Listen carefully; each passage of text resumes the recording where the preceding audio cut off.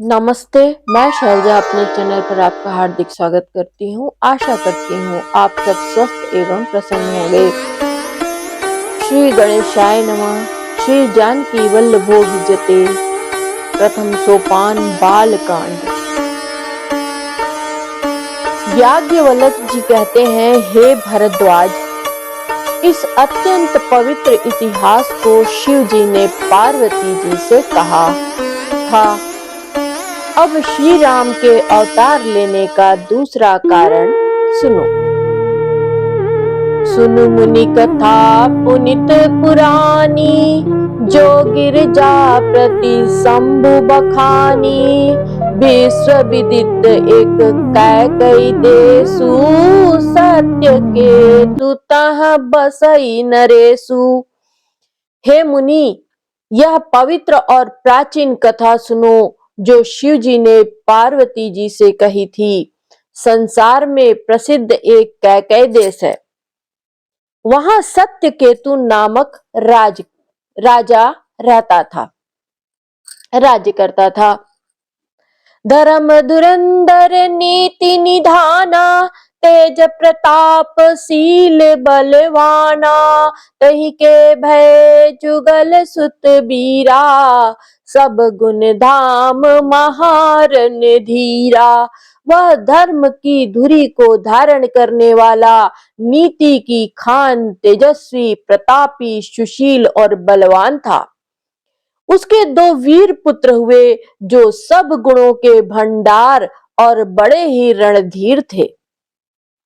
राजधनी जो से जेठ सुत आही, नाम प्रताप भानु असताही। अपर सुतहि अरिमर्दन नामा, भुजबल अतुल अचल संग्रामा। राज्य का उत्तराधिकारी जो बड़ा लड़का था, उसका नाम प्रताप भानु था।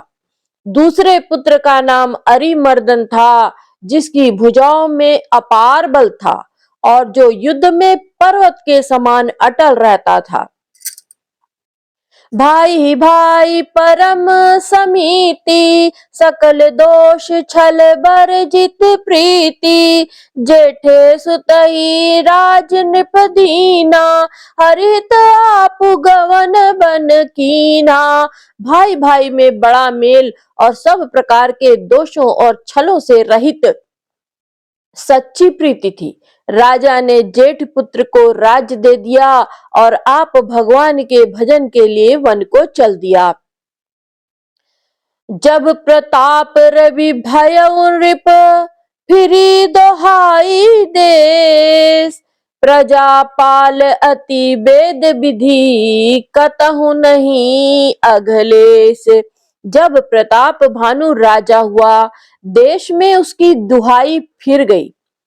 वह वेद में बताई हुई विधि के अनुसार उत्तम रीति से प्रजा का पालन करने लगा। उसके राज्य में पाप का कहीं लेश भी नहीं रह गया।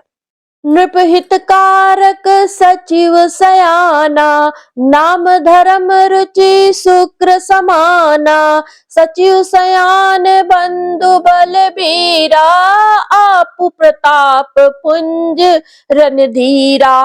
राजा का हित करने वाला और शुक्राचार्य के समान बुद्धिमान धर्म रुचि नामक उसका मंत्री था। इस प्रकार बुद्धिमान मंत्री और बलवान तथा वीर भाई के साथ ही स्वयं राजा भी बड़ा प्रतापी और रणधीर था। सेन संग चतुरंग अपारा, अमित सुभट सब समर जुझारा। सेन बिलो की राहु हर्षाना, अरु बाजे गह गहे निशाना। साथ में अपार चतुरंगिनी सेना थी, जिसमें असंख्य योद्धा थे जो सब के सब रण में जूझ मरने वाले थे।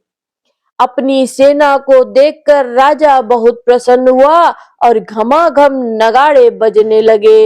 विजयी हेतु कटकई बनाई, सुदिन सादि नृप चलेउ बजाई। जहाँ तहाँ परी अनेक लड़ाई, जीते सकल भूप बरी आई। दिग्विजय के लिए सेना सजाकर वह राजा शुभ दिन मुहूर्त साधकर और डंका बजाकर चला। जहां तहां बहुत सी लड़ाइयां हुई, उसने सब राजाओं को बलपूर्वक जीत लिया।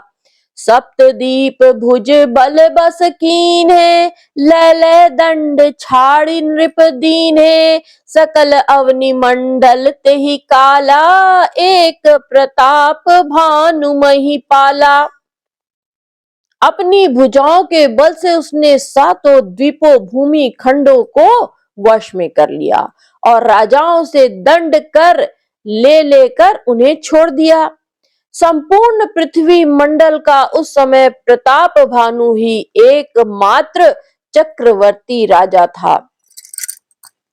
स्वबस विश्व करि बाहुबल, निजपुर कीन प्रवेशु, अर्थ धर्म कामादि सुख, सेवई समय नरेशु। संसार भर को अपनी भुजाओं के बल से वश में करके राजा ने अपने नगर में प्रवेश किया। राजा अर्थ धर्म काम आदि के सुखों का समयानुसार सेवन करता था। भूप प्रताप भानु बल पाई, काम धेनु भय भूमि सुहाई, सब दुख बरजित प्रजा सुखारी, धर्मशील सुंदर नर नारी। राजा प्रताप भानु का बल पाकर भूमि सुंदर कामधेनु मनचाही वस्तु देने वाली हो गई। उनके राज्य में प्रजा सब प्रकार के दुखों से रहित और सुखी थी और सभी स्त्री पुरुष सुंदर और धर्मात्मा थे। सचिव धर्म रुचि हरिपद प्रीति, नृपहित हेतु सिखव नित नीति, गुरु सुर संत पितर मही देवा, करई सदा नृप सब कै सेवा। धर्म रुचि मंत्री का श्री हरि के चरणों में प्रेम था। वह राजा के हित के लिए सदा उसको नीति सिखाया करता था। राजा गुरु देवता संत पितर और ब्राह्मण इन सब की सदा सेवा किया करता रहता था। भूप धर्म जे वेद बखाने, सकल करई सादर सुख माने, दिन प्रति देई विविध विधि दाना, सुनई शास्त्र बर वेद पुराना। वेदों में राजाओं के जो धर्म बताए गए हैं, राजा सदा आदर पूर्वक और सुख मानकर उन सब का पालन करता था। प्रतिदिन अनेक प्रकार के दान देता और उत्तम शास्त्र वेद और पुराण सुनता था। नाना बापी कूप तड़ागा, सुमन बाटिका सुंदर बागा, विप्र भवन सुर भवन सुहाए, सब तीर तन विचित्र बनाए। उसने बहुत सी बावलियां, कुएं, तालाब, फुलवाड़ियां, सुंदर बगीचे, ब्राह्मणों के लिए घर और देवताओं के लिए सुंदर विचित्र मंदिर सब तीर्थों में बनवाए। जहां लगी कहे पुराण श्रुति, एक एक सब जाग, 12 सहस्त्र सहस्त्र नृप किए सहित अनुराग। वेद और पुराणों में जितने प्रकार के यज्ञ कहे गए हैं, राजा ने एक एक करके उन सब यज्ञों को प्रेम सहित हजार हजार बार किया। हृदय न कछु फल अनुसंधाना, भूप विवेकी परम सुजाना, करई जे धर्म करम मन बानी, वासुदेव अर्पित नृप ज्ञानी। राजा के हृदय में किसी फल की टोह कामना न थी। राजा बड़ा ही बुद्धिमान और ज्ञानी था। वह ज्ञानी राजा कर्म मन और वाणी से जो कुछ भी धर्म करता था, सब भगवान वासुदेव के अर्पित करके करता था। चढ़ी बर बाजी बार एक राजा, मृगया कर सब साजी समाजा, विंध्याचल गभीर बन गयऊ, मृग पुनीत बहु मारत भयऊ। एक बार वह राजा एक अच्छे घोड़े पर सवार होकर शिकार का सब सामान सजाकर विंध्याचल के घने जंगल में गया और वहां उसने बहुत से उत्तम उत्तम हिरण मारे। फिरत विपिन नृप दीख बराहु, जनु बन दुरेउ शशि सिराहु, बड़ विधु नहीं समात मुख माही, मनहु क्रोध बस उगिलत नाही। राजा ने वन में फिरते हुए एक सूअर को देखा। दांतों के कारण वह ऐसा दिख पड़ता था मानो चंद्रमा को ग्रसकर मुख में पकड़कर राहु वन में आ छिपा हो। चंद्रमा बड़ा होने से उसके मुख में समाता नहीं है और मानो क्रोधवश वह भी उसे उगलता नहीं है। कोल कराल दसन छवि गाई, तनु विशाल पीवर अधिकाई, घुरघुरात है आरो पाए, चकित बिलोकत कान उठाए। वह तो सुअर के भयानक दांतों की शोभा कही गई, इधर उसका शरीर भी बहुत विशाल और मोटा था। घोड़े की आहट पाकर वह घुरघुराता हुआ कान उठाए चौकन्ना होकर देख रहा था। नील महीधर शिखर सम देखी विशाल बराहु, चपर चलेऊ है ये सुटुकी नृप, हाँ कि न होई निबाहु। नील पर्वत के शिखर के समान विशाल शरीर वाले उस सुअर को देखकर राजा घोड़े को चाबुक लगाकर तेजी से चला और उसने सुअर को ललकारा कि अब तेरा बचाव नहीं हो सकता। आवत देखी अधिक रवबाजी, चले बराह मरुत गति भाजी, तुरत कीन नृप सर संधाना, मही मिली गयऊ बिलोकत बाना। अधिक शब्द करते हुए घोड़े को अपनी तरफ आता देखकर सुअर पवन वेग से भाग चला। राजा ने तुरंत ही बाण को धनुष पर चढ़ाया। सुअर बाण को देखते ही धरती में दुबक गया। तकी तकी तीर महिष चलावा, करि छल सुअर शरीर बचावा, प्रगटत दुरत जाई मृग भागा, ऋषभस भूप चले संग लागा। राजा तक तक कर तीर चलाता है परंतु सुअर छल करके शरीर को बचाता जाता है। वह पशु कभी प्रकट होता और कभी छिपता हुआ भाग जाता था और राजा भी क्रोध के वश उसके साथ पीछे लगा चला जाता था। गयऊ दूरी घन गहन बराहु, जह नाहिन गज बाज निबाहु, अति अकेल बन विपुल कलेसु, तदपिन मृग मग तजई नरेसु।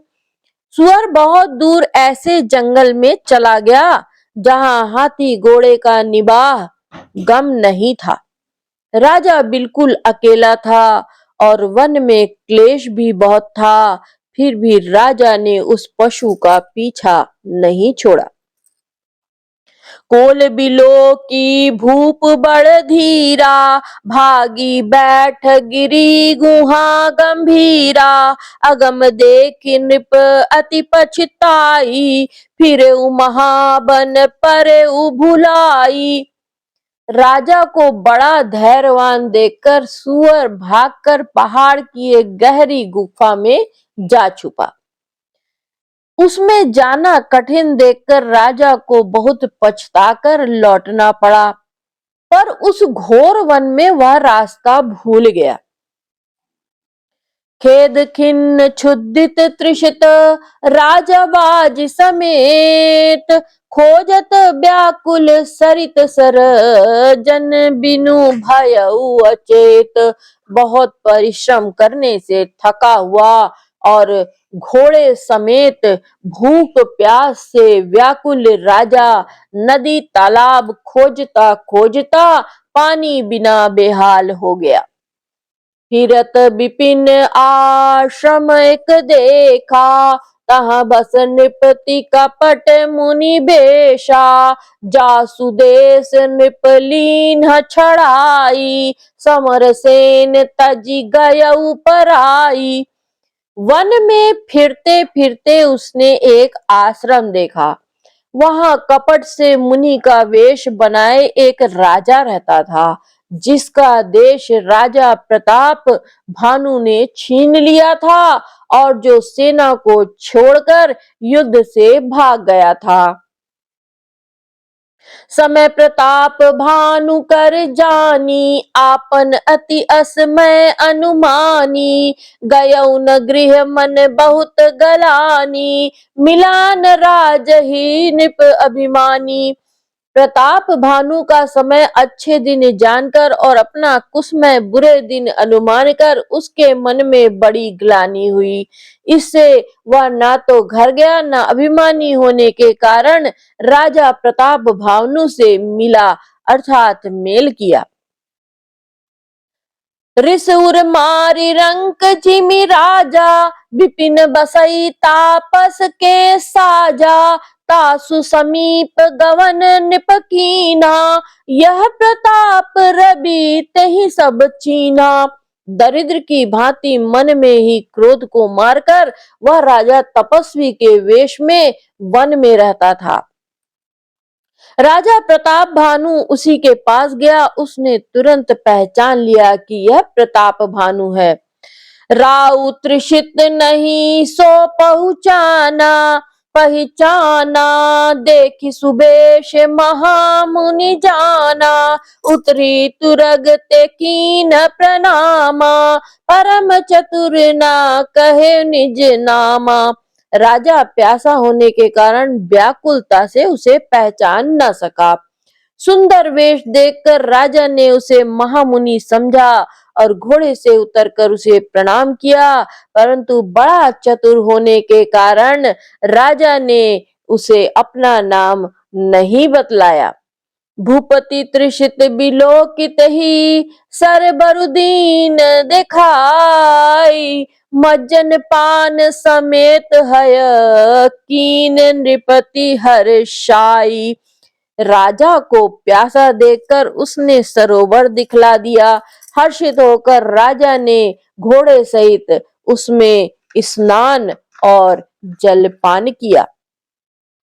गए श्रम सकल सुखी नृप भयउ, निज आश्रम तापस ले गयउ। आसन दीन अस्त रवि जानी, मुनि तापस बोले मृदुबानी। सारी थकावट मिट गई, राजा सुखी हो गया। तब तपस्वी उसे अपने आश्रम में ले गया और सूर्यास्त का समय जानकर उसने राजा को बैठने के लिए आसन दिया।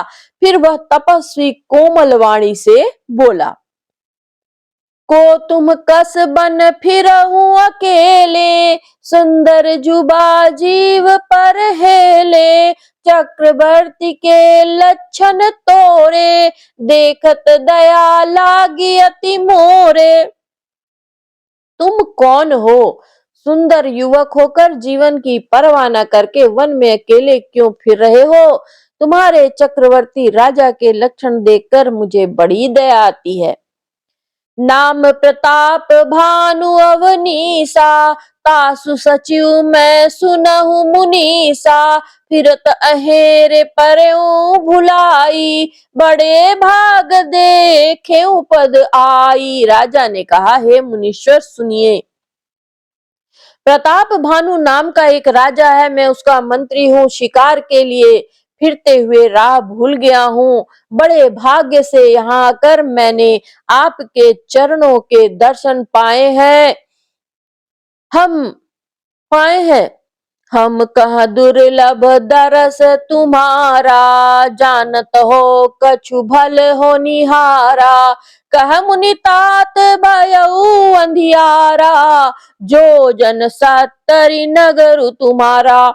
हमें आपका दर्शन दुर्लभ था, इससे जान पड़ता है कि कुछ भला होने वाला है। मुनि ने कहा, हे तात, अंधेरा हो गया है, तुम्हारा नगर यहाँ से 70 योजन पर है। निशा घोर गंभीर बन, पंथ न सुनहु सुजान। बसहु आजु अस जानि तुम, जायउ होत बिहान।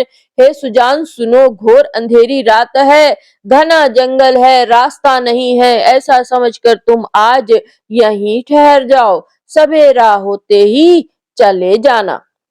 तुलसी जसी भवताव्यता, तैसी मिलई सहाय।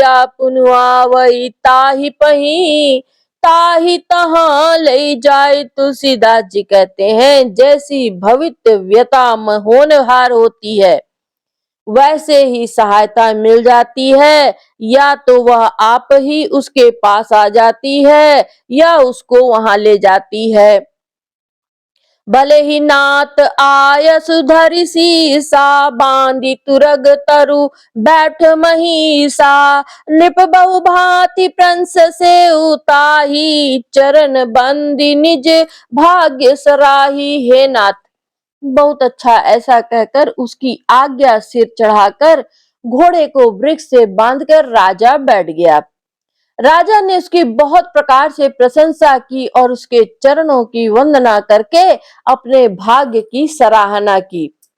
मुनि बोले, मृदु गिरा सुहाई, जानी पिता प्रभु करऊं ढिढाई। मोहि मुनीस सुत सेवक जानी, नाथ नाम निज कहु बखानी। फिर सुंदर कोमल वाणी से बोला, हे प्रभु, आपको पिता जानकर मैं ढिढाई करता हूँ। हे मुनीश्वर, मुझे अपना पुत्र और सेवक जानकर अपना नाम धाम विस्तार से बतलाइए। तेहि न जान नृप, नृप ही सो जाना। भूप सुहृद सो कपट सयाना। बैरी पुनि क्षत्रि पुनि राजा, छल बल कीन चहई निज काजा। राजा ने उसको नहीं पहचाना, पर वह राजा को पहचान गया था। राजा तो शुद्ध हृदय था और वह कपट करने में चतुर था। एक तो वैरी, फिर जाति का छत्री, फिर राजा, वह छल बल से अपना काम बनाना चाहता था। समुझी राज सुख दुखित अराती, अवा अनल इव सुन गई छाती। सरल वचन निप के सुनि काना, बयर संभारी हृदय हर्षाना। वह शत्रु अपने राज्य सुख को समझ करके, स्मरण करके दुखी था। उसकी छाती कुम्हार के आंवे की आग की तरह भीतर ही भीतर सुलग रही थी। राजा के सरल वचन कान में सुनकर अपने वैर को याद कर वह हृदय में हर्षित हुआ। कपट बोरी बानी मृदुल, बोले जुगुती समेत। नाम हमार भिखारी अब, निर्धन रहित निकेत। वह कपट में डुबोकर बड़ी युक्ति के साथ कोमल वाणी बोला, अब हमारा नाम भिखारी है, क्योंकि हम निर्धन और अनिकेत अर्थात घर द्वार हीन है। कह नृप जे विज्ञान निधाना, तुम सारिखे गलित अभिमाना। सदा रहि अप न पौ दुराए, सब विधि कुशल कुबेश बनाए। राजा ने कहा, जो आपके सदृश विज्ञान के निदान और सर्वथा अभिमान रहित होते हैं, वे अपने स्वरूप को सदा छिपाए रहते हैं, क्योंकि कुवेश बनाकर रहने में ही सब तरह का कल्याण है। प्रकट संत वेश में मान होने की संभावना है और मान से पतन की। तेहि ते कहा ही संत श्रुति टेरे, परम अकिंचन प्रिय हरि केरे। तुम सम अधन भिखारी अगेहा, होत बिरंचि सिवहि संदेहा। इसी से संत और वेद पुकार कर कहते हैं कि परम अकिंचन, सर्वथा अहंकार, ममता और मान रहते ही भगवान को प्रिय होते हैं। आप सरीखे निर्धन, भिखारी और ग्रहहीनों को देखकर ब्रह्मा और शिव जी को भी संदेह हो जाता है कि वे वास्तविक संत हैं या भिखारी। जोशी सोसी तब चरण नमामि, मोह पर कृपा करे अब स्वामी। सहज प्रीति भूपति कह दीखी, आप विषय विश्वास विशेषी। आप जो हो सो हो, अर्थात जो कोई भी हो, मैं आपके चरणों में नमस्कार करता हूँ। हे स्वामी, मुझ पर कृपा कीजिए। अपने ऊपर राजा की स्वाभाविक प्रीति, अपने विषय में उसका अधिक विश्वास देखकर सब प्रकार राजहि अपनाई, बोले अधिक स्नेह जनाई। सुनु सती भाऊ कहूँ मही पाला, यहाँ बसत बीते बहु काला। सब प्रकार से राजा को अपने वश में करके अधिक स्नेह दिखाता हुआ वह कपट तपस्वी बोला, हे राजन सुनो, मैं तुमसे सत्य कहता हूँ कि यहाँ रहते मुझे बहुत समय बीत गया। अब लगी मोहि न मिले को, मैं न जनावऊ कहूँ। लोक मान्यता अनल सम, कर तप कानन दाऊ। अब तक न तो कोई मुझसे मिला और न मैं अपने को किसी पर प्रकट करता हूँ, क्योंकि लोक में प्रतिष्ठा अग्नि के समान है, जो तप रूपी वन को भस्म कर डालती है।